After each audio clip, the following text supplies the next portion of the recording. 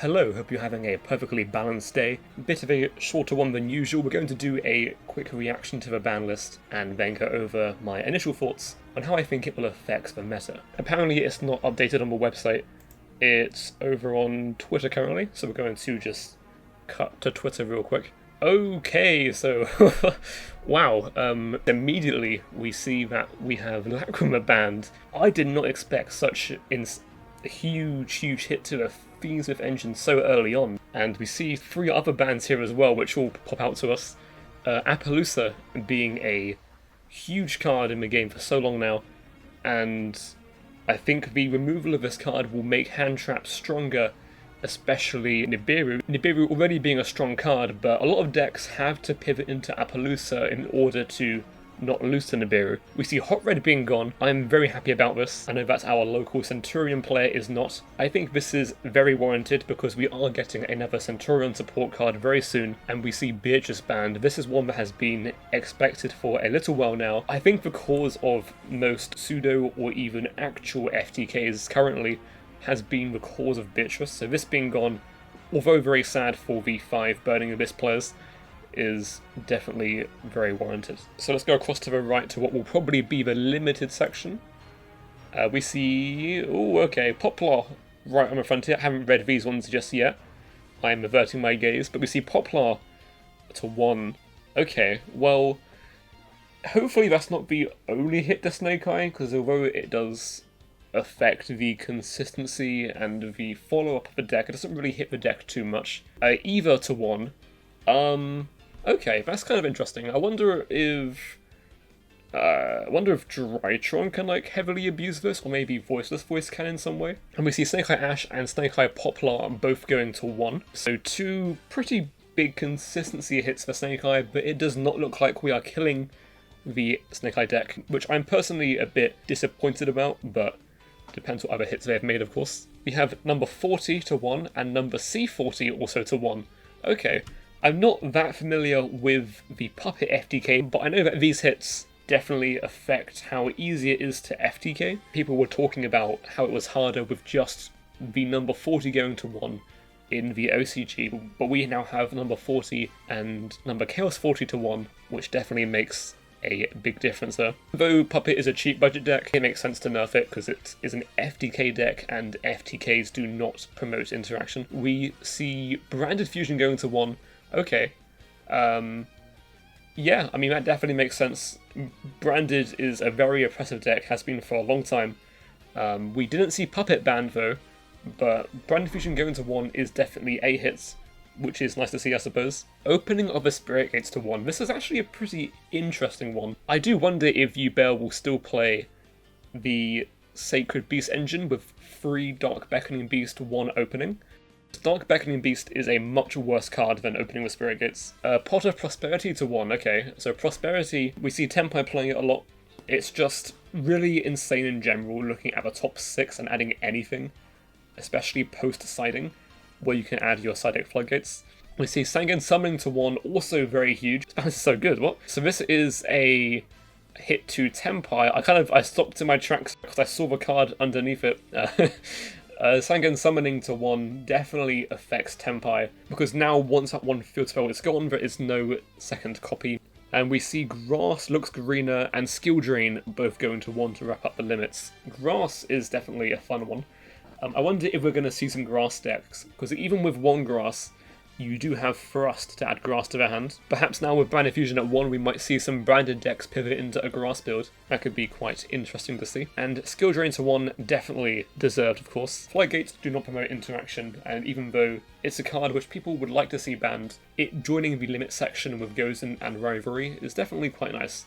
On to the semi-limits, we see Blaster to 2, Redox to 2, Tempest to 2, and Tidal to 2. Don't think this really makes a huge impact. Maybe the new Mermail deck will like having 2 Tidal. I'm not too familiar with that deck just yet.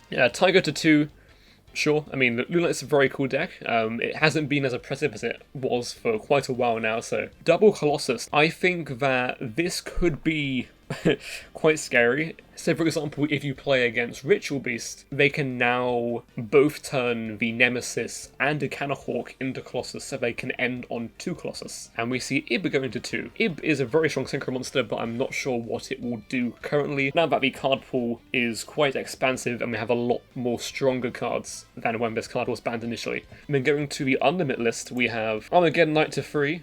Sure. Red Rose to 3, sure, we have no Hulk, so makes sense. Kirin to 3, I'm not sure if Performance will even play more than 1, but maybe I'm wrong. Plush 5 to 3 because we have the Errata. Ancient Fairy Dragon to 3, Danglong to 3, makes sense. And then Time Seal to 3, which I don't think anyone's going to really play this card. Huge ban list. We don't see Snake Eye being battered, but definitely a big hit to the consistency.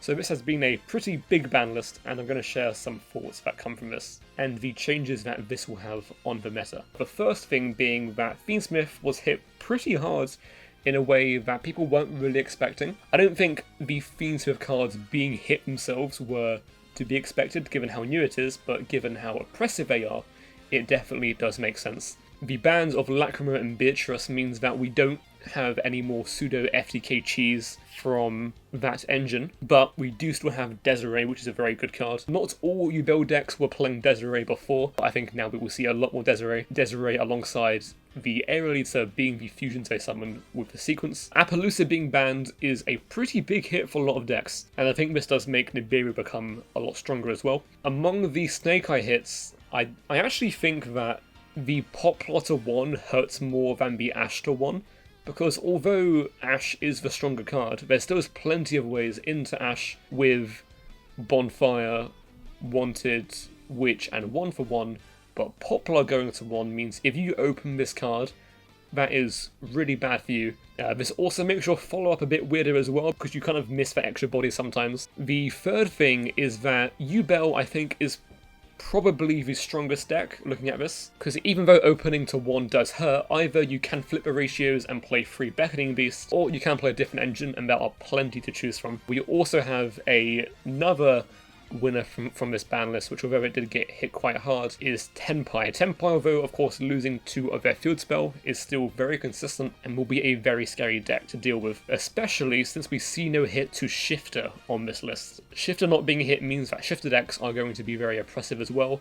I think one really big winner from this ban list is definitely Ritual Beast. Ritual Beast gets a second Colossus, which they can actually end on because Canahawk is a Thunder, and they still have Protoss and still have 3 Shifter. And even with Appaloosa being gone, they do still have lines to beat Nibiru by making the ulti Gaia Pelio. How good is Runic looking? Runic still looks very strong. They did lose 2 skill drain, and both the Runic Stun and the Runic Whitewood were playing 3 skill drain, but I think that with the power level potentially being a bit lower and the boards being more breakable, the Runic cards look very, very good going forwards. I'm not sure how good they are, but I do know that Runic cards are especially good against Yubel decks, and if Yubel is going to be more popular now, then that's even more of a incentive to be scared of Runic. Is Branded still good?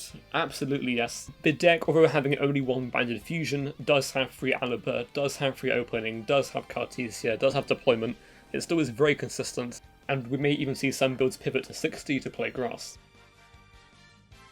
And finally, my rating for the ban list is 6.8, I think, because I think 6 would be too low of a rating, given how many things were hit, but 7 would be too high because they didn't address Snake Eye enough. Shifter decks weren't addressed, which I guess you can argue is fine, but I'm pretty happy with it, but I play Yubel, so I'm probably quite biased. I do think, though, that Snake Eye will not be the lone dominant deck. I think, as we said earlier, Yubel definitely has the potential now to be better performing than Snake Eye. But whether that is or is not the case, we will have to see at YCS Lille. As we also have a lot of other decks being quite strong too, like Tenpai and Ritual Beast. And yeah, those are my initial thoughts and the reaction and stuff. Thank you all for watching, hopefully you enjoyed this shorter video than usual. I'm at a big One Piece tournament in Liverpool next weekend, but videos should continue after that. Have a perfectly balanced rest of your day, and yeah, adios.